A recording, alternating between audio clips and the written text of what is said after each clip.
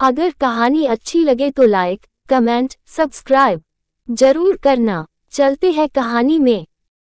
रजत को आज एहसास नहीं बल्कि यकीन हो गया था कि खुशी उन लड़कियों में से नहीं है जो पैसे और नाम के पीछे भागती है। वो तो एक सीधी सी और हर वक्त डरी सहमी रहने वाली लड़की है।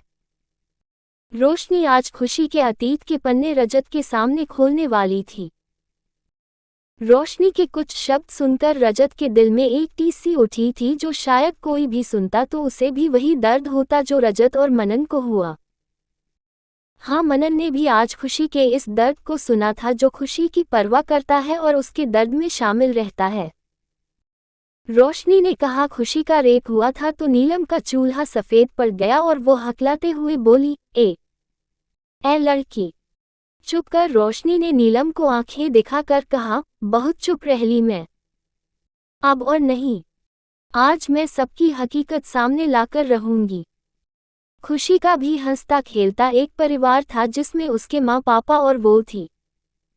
उसके पिता जय और माँ प्रिया की एकलौती संतान थी वो। जय और प्रिया दोनों ही उसे अपनी बेटी नहीं बेटा मानते थे। जय की तो जान थी वो, और खुशी चुलबुली और हमेशा शरारत करती रहती थी। लेकिन कभी कभी वक्त मासूमियत और बचपना छीन लेता है। बचपन में ही खुशी के माता पिता की कार एक्सीडेंट में मौत हो गई और खुशी अकेली रह गई।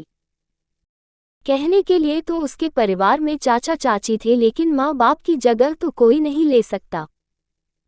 चाचा चाची ने खुशी के पिता के नाम की सारी प्रॉपर्टी अपने नाम करवानी चाहिए, लेकिन खुशी के 18 साल होने से पहले वो कुछ नहीं कर सकते थे। इसलिए उन्होंने खुशी को अपने पास ही रख लिया और नीलम कुछ दिनों तक तो उसके साथ ठीक तरह से रही। लेकिन फिर उसने अपना असली रूप दिखाना शुरू कर दिया। खुशी रीमा और मनन के साथ स्कूल जाती थी। रीमा हमेशा से उससे चिढ़ती थी और उसे नीचा दिखाती, लेकिन मनन हमेशा खुशी का साथ देता था। लेकिन रीमा के बड़ी होने से वो भी कभी कभी चुप रह जाता था। खुशी अब वो खुशी नहीं रही थी। वो शांत और डरपोक रहने लगी थी। और फिर वो दौर शुरू हुआ जब खुशी ने मौत की दुआएं मांगी। ये बर्तन क्या तेरा बाप धोकर जाएगा? नीलम खुशी पर बरसते हुए बोली, जी चाची, मैं धो देती हूँ। खुशी अपनी स्कूल की यूनिफॉर्म पहने थी और उसके कंचे पर बैग टंगा था। खुशी 12th क्लास में हो गई थी। वो सुबह घर के अधिकतर काम करके स्कूल जाती थी, वहीं रीमा और मनन उठते और तैयार होकर स्कूल जाते। इसके उलट खुशी घर में सबसे पहले उठती और सबसे बाद में सोती। आज खुशी थोड़ी लेट उठी तो कुछ काम रह गए थे और वो तैयार होकर जाने लगी थी कि नीलम ने उसे बर्तन साफ करने के लिए बोल दिया। इधर मनन खुशी का इंतजार करते करते थक गया और वो चला गया। अब खुशी ने जब तक सब बर्तन साफ किए तब तक 8 बज चुके थे और वो लेट हो चुकी थी। अभी भी उसे स्कूल तक पहुंचते पहुंचते 15 मिनट लगने वाले थे। इसलिए वो स्कूल के लिए रवाना हुई और 8.15 तक पहुंच गई, जहां उसे पनिशमेंट मिली। लेकिन फिर भी खुशी ने हिम्मत नहीं हारी। स्कूल से घर आकर उसने बैग रखा ही था कि नीलम उससे बोली, जाकर चाय बना और बर्तन रखे हैं उनको साफ कर देना। खुशी ने बैग रखा और यूनिफॉर्म चेंज किए बिना ही किचन में चली गई। कुछ देर में वो नीलम के लिए चाय बनाकर लाई तो नीलम ने खुशी को घूरते हुए चाय का कप लिया और उसका एक सिप लेकर बुरा सा मुंह बनाकर खड़ी हो गई। नीलम ने चाय को खुशी के हाथ फेंक दिया, जिससे खुशी जोर से चिल्लाई। तभी मनन और रीमा दौड़ते हुए आए। मनन ने खुशी का हाथ देखा तो वो लाल हो चुका था, जिससे मनन ने नीलम की ओर देखकर कहा, मम्मा, ये क्या किया आपने? आप ऐसा क्यों करती हैं? वो सारे काम करती तो है, आप उसे परेशान करती रहती हैं। नीलम ने कप को टेबल पर जोर से पटक कर कहा, मुझे चाय में चीनी बहुत कम चाहिए होती है और ये हमेशा ज्यादा डालकर लाती है। खुशी अपने हाथ को पकड़कर रोए जा रही थी क्योंकि उसका हाथ जल रहा था। तभी नीलम ने रोती हुई खुशी के गाल पर एक थप्पड़ रख दिया और बोली, रोके किसको दिखा रही है? तेरे रोने से यहाँ किसी को फर्क नहीं पड़ता है, समझी? जा जाकर काम कर। मनन ने नीलम को गुस्से से देखकर कहा, मुझे फर्क पड़ता है। मुझे फर्क पड़ता है माँ। और आज से अगर आपने खुशी के साथ ऐसा कुछ भी किया तो मैं वो करूँगा जो आप सोच भी नहीं सकती। मनन खुशी को वहां से लेकर जाने लग तो नीलम ने कहा, मनन, तू इस लड़की के लिए अपनी माँ से बहस कर रहा है। तू तो अभी से जवाब देने लगा है। आगे चलकर पता नहीं क्या क्या करेगा। मनन कुछ नहीं बोला। वो खुशी को उसके कमरे में ले गया और उसके हाथ पर दवा लगाते हुए बोला, सॉरी खुशी, मैं तेरी हेल्प नहीं कर पाया, मुझे माफ कर देना। खुशी कुछ नहीं बोली, वो बस मुस्कुरा दी। लेकिन उसे नहीं पता था कि मनन के ये परवाह उसके लिए बहुत बुरी साबित होने वाली थी। मनन की परवाह ने खुशी को, उसके इकलौते साथी को, उससे दूर कर दिया था। हाँ, विश्वास और नीलम ने मनन को पढ़ने के लिए शहर से दूर भेज दिया ताकि वो खुशी के करीब न रह सके और न ही उनके रास्ते में आ सके। मनन चला गया, अब खुशी अकेली रह गई थी। विश्वास, नीलम और रीमा तीनों एक जैसे थे। रीमा अपने माँ के सिखाए रास्ते पर चल रही थी। वो भी खुशी को सिर्फ एक नौकर ही समझती थी, उससे अपने सारे काम करवाती थी। यहाँ तक कि अपने स्कूल का काम भी खुशी से ही करवाती। खुशी अब 12 के एग्जाम दे चुकी थी और वो पास भी हो चुकी थी। खुशी पढ़ने में अच्छी थी लेकिन वक्त ना मिल पाने से वो ज्यादा नंबर नहीं ला सकी। स्कूल से आकर वो घर के कामों में लग जाती और रात 10 बजे बाद पहले रीमा का काम करती, उसके बाद खुद का। सुबह फिर से काम करना पड़ता था, इसी वजह से वो पिछड़ गई।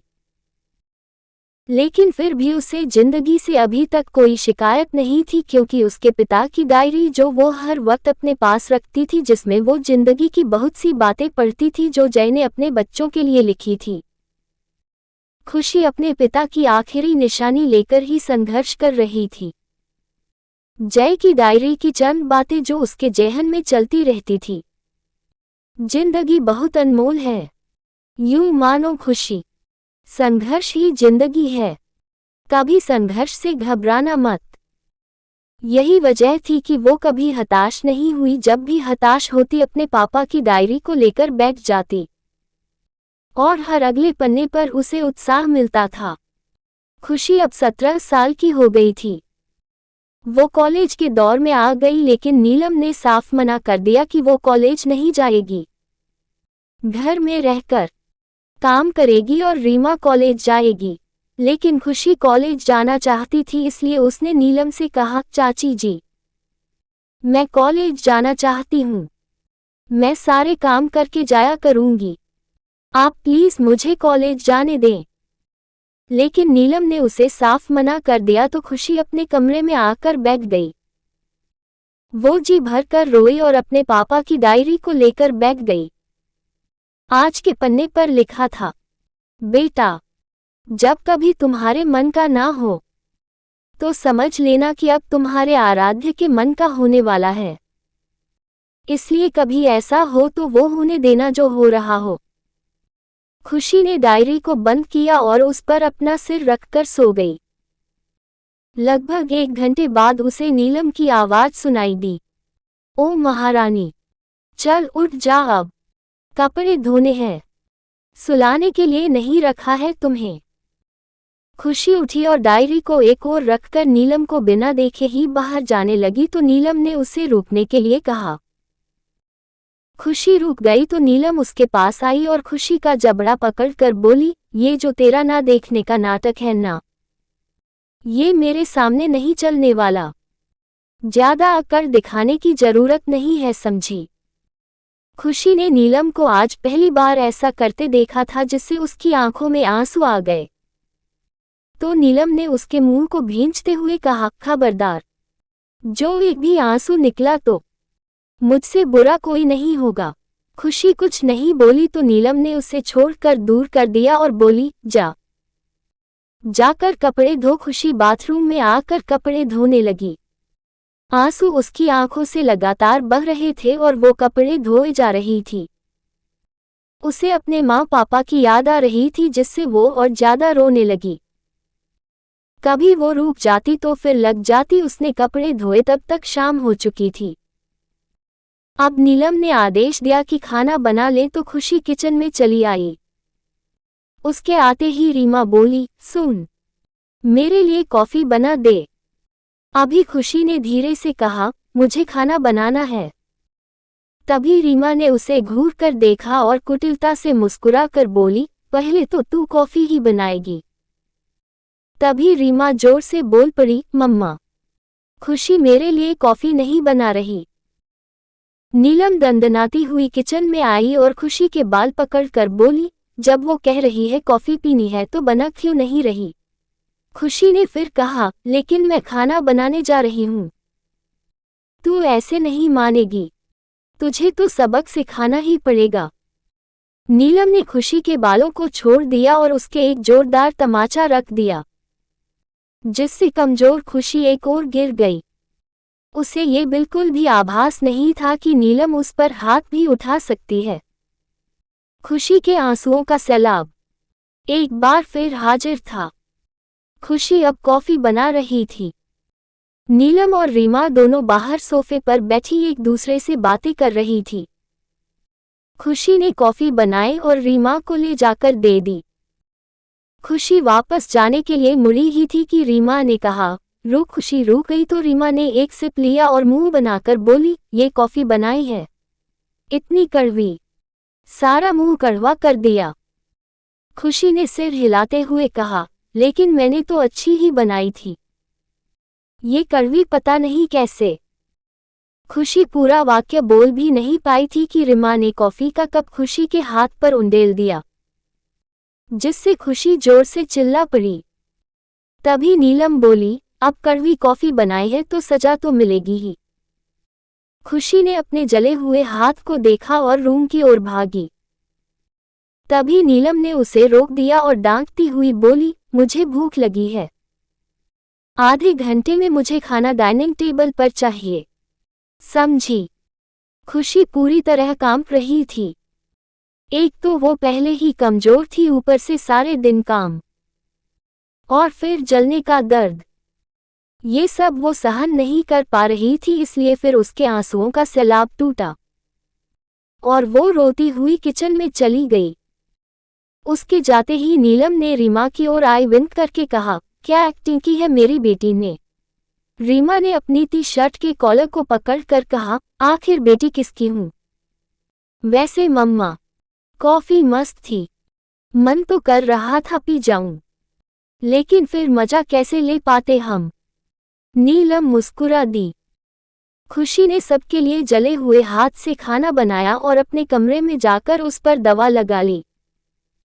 भूख तो उसकी मर ही चुकी थी, इसलिए उसने रूम को अंदर से बंद कर लिया ताकि कोई आ ही ना सके, और बैठ गई अपनी एकमात्र सहारा डायरी को लेकर, जिसमें लिखा था, जानता हूँ मेरी जान, बहुत मुसीबत में हो तुम, यकीन मानो। अगर मेरा आना मुकम्मल होता मैं आज तेरे साथ खड़ा होता, लेकिन तू हिम्मत ना हारना, लड़ना, तू सबसे लड़ना।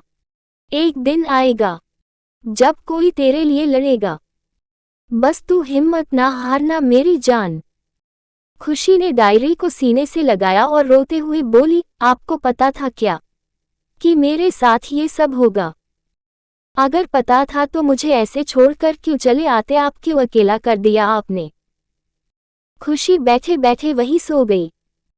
उसकी नींद तब टूटी जब किसी ने दरवाजा जोर जोर से खटखटाया। खुशी ने टाइम देखा, सुबह के 9 बज चुके थे। वो उठी और दरवाजा खोला तो सामने नीलम उसे गुस्से से घूरती हुई दिखाई दी। खुशी घबरा गई, क्योंकि अब वो जान चुकी थी कि नीलम अब कुछ भी कर सकती है, और आज तो उसने दरवाजे को अंदर से बंद करने की हिम्मत की थी, इसलिए अब तो उसे डबल सजा मिलने वाली है। इसलिए खुशी घबराते हुए कुछ कहने ही वाली थी कि नीलम बड़े प्यार से बोली, उठ गई मेरी राजकुमारी, देखो तुमसे कौन मिलने आया है। खुशी नीलम के बदले हुए रूप से हैरान थी। उसने झुककर देखा तो काला कोट पहने एक आदमी खड़ा खुशी को देख रहा था। आदमी को देख खुशी और ज्यादा घबरा गई। उसने नीलम की ओर मासूमियत भरी नजरों से देखकर कहा, ये कौन? तभी आदमी बोला, मैं देखने आया हूं कि आपके चाचा चाची आपको ठीक से रखते हैं कि नहीं। मैं आपके पापा का वकील हूं। वसीयत में जो लिखा है उसी का आदेश फॉलो करने आया हूं। खुशी का मन किया कि उस अनजान आदमी से लिपट कर रोए और बता दे कि क्या क्या हुआ है उसके साथ, लेकिन इस छल कपट से भरी दुनिया पर वो एक बार के लिए भी एतबार नहीं कर सकती। उसके चाचा चाची कम से कम अपने तो हैं। वो अनजान आदमी ना जाने क्या इरादा लिए बैठा हो। खुशी अपनी ही सोच में गुम थी कि आदमी ने कहा, ये आपके हाथ पर क्या हुआ? खुशी कुछ बोलने को हुई तभी नीलम बोली, ये तो कॉफी गिर गई थी। पीते हुए ध्यान तो रखती नहीं है, हाथ पर ही गिरा ली। ये कहकर नीलम हंसने लगी। 11 खुशी नीलम की चालाकी पर हैरानी से उसे देखने लगी। तभी आदमी नीलम को शक की नजरों से देखते हुए आगे बोला, ये पहली बार था। मैं हफ्ते में एक दिन इनसे मिलने आऊंगा और कभी भी आ सकता हूं। अगर आपने इनका ध्यान नहीं रखा तो मैं आप पर केस भी दर्ज करवा सकता हूं, क्योंकि जय साहब के जाने के बाद विश्वास जी को जो कंपनी मिली है वो इन्हीं के कारण मिली है कि अभी ये आपके साथ रह रही हैं। जिस दिन ये 18 साल की हो जाएंगी, ये सब कुछ इनका जाएगा। और अगर इन्होंने आपकी कोई शिकायत की तो ये जो ऐशो आराम आप ले रहे हैं सब खत्म। समझ गई आप?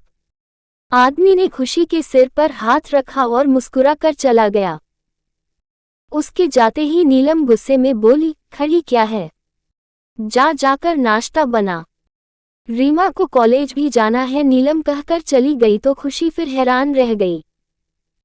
अब रोज खुशी को कुछ ना कुछ सुनना पड़ता था, लेकिन हाँ, अब उसे चोट नहीं पहुंचाई जाती थी क्योंकि वकील 10-15 दिनों में उसे देखने आता था और खुशी की सलामती देखकर वापस चला जाता था। एक रोज खुशी ने फिर से अपने पापा की डायरी खोली जिसमें उन्होंने लिखा था, आभास हो गया है मुझे किसी अनहोनी का, इसलिए अब मैं बता दूं मेरी जान को कि कभी अपने आप को अकेली मत समझना। एक शहजादा है जो आएगा तेरे लिए, बस तू इंतजार करना मेरी जान, हो सके तो मेरे लिए। खुशी आज छत पर बैठी डायरी को अपने सीने से लगाए हुए थी। तभी रीमा उसके पीछे चुपके से आई और झट से डायरी को छीनकर उसे पढ़ने लगी। खुशी ने देखा तो उसने डायरी वापस छीनते हुए कहा, रीमा, डायरी वापस करो। रीमा ने पन्ने पलटते हुए कहा, ओ हो, पर्सनल डायरी, जरूर इसमें हमें गाली देती होगी तू, है ना? देखने दे मुझे, क्या लिखती है। रीमा ने कुछ 2-4 लाइनें पढ़ी तो खुशी रोते हुए और हाथ जोड़ते हुए बोली, प्लीज मुझे मेरी डायरी दे दे रीमा, ये मेरे पापा की आखिरी निशानी है। रीमा ने मुंह को गोल कर क्यों कहते हुए 2-4 पन्ने पलटने लगी। फिर डायरी को बंद करके बोली, लेकिन अब तो ये मेरे पास है और अब तू इसे नहीं ले सकती। ये कहकर रीमा ने डायरी को नीचे फेंक दिया। जब डायरी को रीमा ने फेंका तो खुशी को लगा मानो किसी ने उसका दिल निकाल कर फेंक दिया हो। डायरी को दूर जाता देख खुशी अधमरी हालत हो गई। तभी उसे गुस्सा भी आया और उसने रीमा को एक थप्पड़ लगाकर बोली, जज्बात नाम की कोई चीज भरी है कि नहीं तेरी माँ ने तुझ में? खुशी से थप्पड़ खाने के बाद रीमा को भी गुस्सा आया। उसने कहा, तूने मुझे मारा, मुझे। रीमा ने खुशी को मारने के लिए हाथ बढ़ाया कि खुशी डायरी को लेने के लिए सीढ़ियों की ओर भागी, जिससे रीमा का वार खाली चला गया। तभी खुशी ने जाते हुए उसको धक्का दे दिया। रीमा का सिर दीवार से जा टकराया। खुशी दौड़कर नीचे आ गई, लेकिन जब उसने डायरी को देखा तो उसकी जान निकल गई, क्योंकि डायरी पानी से भरे एक हौज में आकर गिरी थी और वो पूरी तरह भीग गई। खुशी डायरी को लेने के लिए हौस में कूद गई और हल्के हाथों से उसे पकड़कर बाहर लेकर आई। लेकिन अब कुछ नहीं हो सकता था, उसके सभी पन्ने भीगकर एक दूसरे से चिपक गए थे। खुशी ने डायरी को अपने सीने से लगा लिया और चिल्लाकर आसमान को देखकर बोली, क्यों? आखिर मेरे साथ ही क्यों? इधर रीमा अपने सिर को पकड़कर नीचे आई और नीलम के कमरे की ओर बढ़ गई। रजत ने जब ये सुना तो उसे खुशी के साथ अपना रवैया याद आया। उसने भी तो खुशी का दिल दुखाया था, कभी उसे समझने की कोशिश नहीं की। रोशनी ने बोलना जारी रखा, जब रीमा के सिर पर चोट लगी तो वो अपनी मां नीलम के कमरे में आ गई जहां नीलम फोन में लगी थी। जब उसने रीमा से सुना कि खुशी ने उसके साथ ऐसा किया है तो उसे बहुत गुस्सा आया और गुस्से में बाहर आ गई और खुशी का नाम लेकर जोर जोर से पुकारने लगी। इधर खुशी अपनी गीली हुई डायरी को सीने लगाए बैठी थी और रोए जा रही थी। डायरी के पन्नों पर पानी आने से उस पर लिखे सभी अक्षर धुंधले हो गए, जिन्हें पढ़ पाया नामुमकिन सा हो गया था। खुशी बुत बनकर बैठी रही। जब नीलम ने खुशी को सारे घर में देख लिया और वो नहीं मिली तो नीलम बाहर आई। उसे खुशी दिखी तो नीलम बिना सोचे समझे ही खुशी को पकड़कर उसके गाल पर थप्पड़ों की बरसात कर दी। खुशी अपने पिता की आखिरी याद को खो देने के गम में थी, इसलिए उसने कोई विरोध नहीं किया। अक्सर जब हम किसी जान से प्यारी चीज को खो देते हैं तो हम अंदर से ये चाहते हैं कि हमें इसकी कड़ी से कड़ी सजा मिले। अपने आप को नुकसान पहुंचाने की कोशिश करते हैं ताकि हमारे मन को सुकून मिल जाए। खुशी भी यही चाहती थी कि उसे सजा मिले और वो सजा उसे नीलम दे रही थी। खुशी ने एक भी आह नहीं निकाली, जिसे नीलम सहन नहीं कर पाई तो उसने खुशी के हाथ से डायरी छीनने की कोशिश की, लेकिन खुशी ने भी डायरी को कसकर पकड़ लिया और लाल जलती आंखों से नीलम को देखने लगी। खुशी की आंखों को देखकर एक पल के लिए नीलम डर गई, लेकिन उसने डर को जाहिर नहीं किया और डबल रौब के साथ बोली, अच्छा अब तू मुझे आंख दिखाएगी, तेरी तो आज खैर नहीं है। नीलम ने जबरदस्ती डायरी ली और उसे फिर से पानी में फेंककर बोली, अब कर क्या करेगी तू? मारेगी मुझे? मार ना। खुशी ने जब डायरी को वापस पानी में देखा तो जो उम्मीद उसे थी वो भी खत्म हो गई। खुशी की सहन शक्ति खत्म हो गई। वो नीलम से बहस भी नहीं कर सकती थी क्योंकि उसने कभी नीलम के सामने जबान खोली ही नहीं थी। आज भी उसके पास कहने को कुछ नहीं बचा था, इसलिए खुशी ने सिर झुकाया और वहां से चली गई। नीलम ने खुशी को जाते हुए देखा और टेढ़ी मुस्कुराकर खुद से बोली, मुझे आंखें दिखाती है, अब देख मैं क्या करती हूँ तेरे साथ। खुशी अपने कमरे में आकर बेड पर औंधे मुंह गिर गई और तब तक रोती रही जब तक कि उसके अंदर की आत्मा मर नहीं गई। आज वो आधी मर चुकी थी, क्योंकि आज तक वो अपने पिता की आखिरी निशानी को ही अपने पिता के साथ रहने को महसूस कर लेती थी, लेकिन आज वो भी उससे दूर गई। खुशी बीमार हो गई जिसकी परवाह किसी को नहीं थी, लेकिन उसी वक्त मनन आ गया और उसने उसे संभाल लिया। साथ ही घर पर एक काम वाली रख ली जिसका नाम रोशनी था। साथ ही मनन ने हिदायत दी कि अब अगर खुशी को किसी ने कुछ कहा तो वो वापस आ जाएगा, इसलिए नीलम मनन के आगे कुछ बोल नहीं पाई। मनन चला गया। वक्त बीता और वक्त के साथ खुशी बिल्कुल खामोश हो गई। खुशी अब किसी से भी कोई बात नहीं करती। मनन भी आता तो भी खुशी उससे कोई बातचीत नहीं करती थी। वो घर का कुछ काम करती और अपने कमरे में आकर बैठ जाती। विश्वास खुशी के पिता की कंपनी को संभाल नहीं पाया।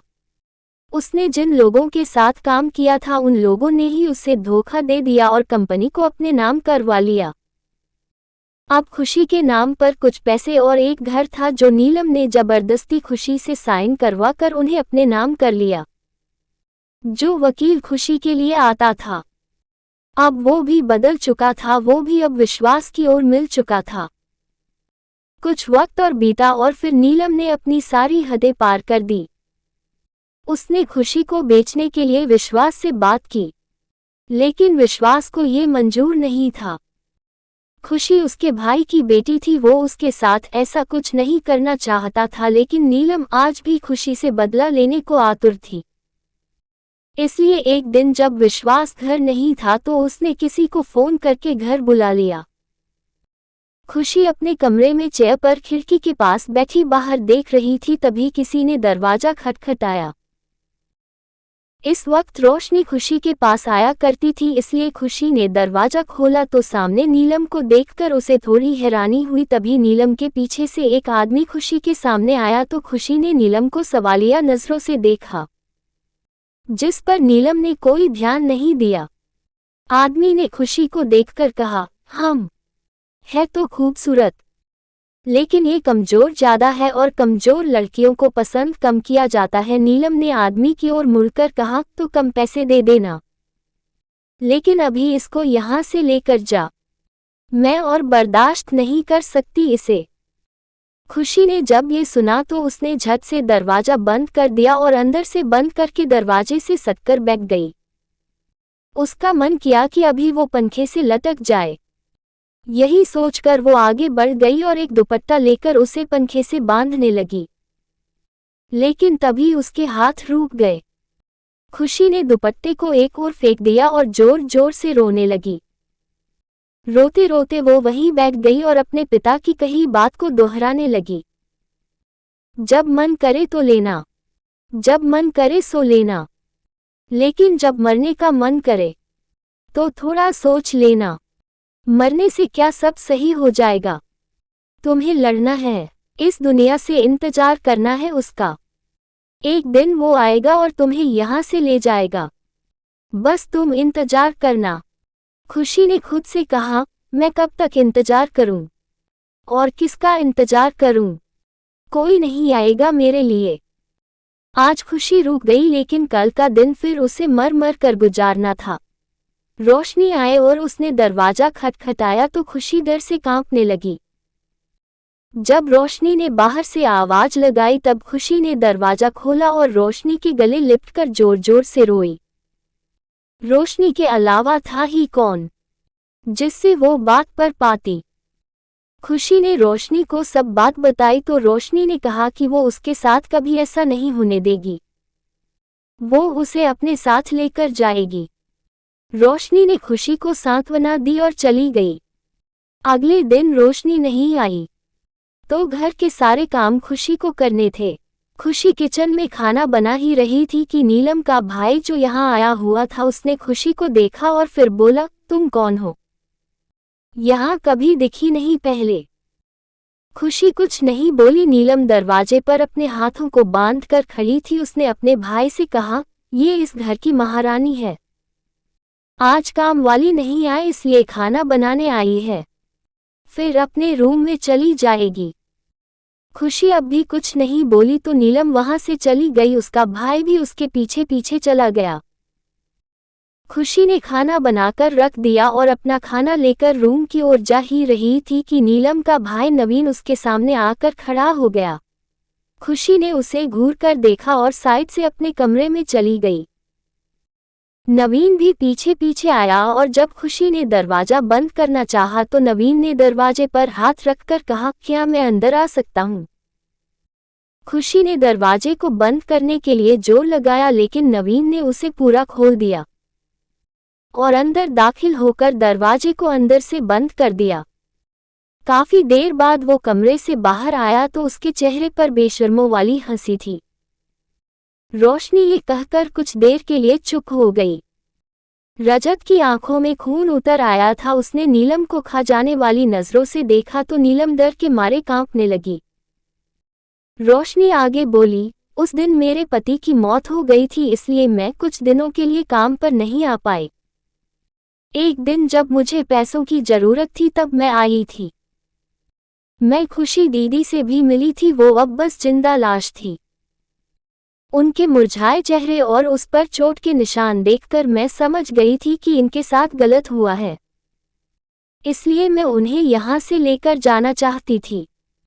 मैं 2 दिन बाद फिर से आई भी थी, लेकिन जब आई तो पता चला कि इनकी शादी कर दी है, इसलिए मैं तब से यही हूँ ताकि जब भी आप यहाँ आए तो बता सकूं।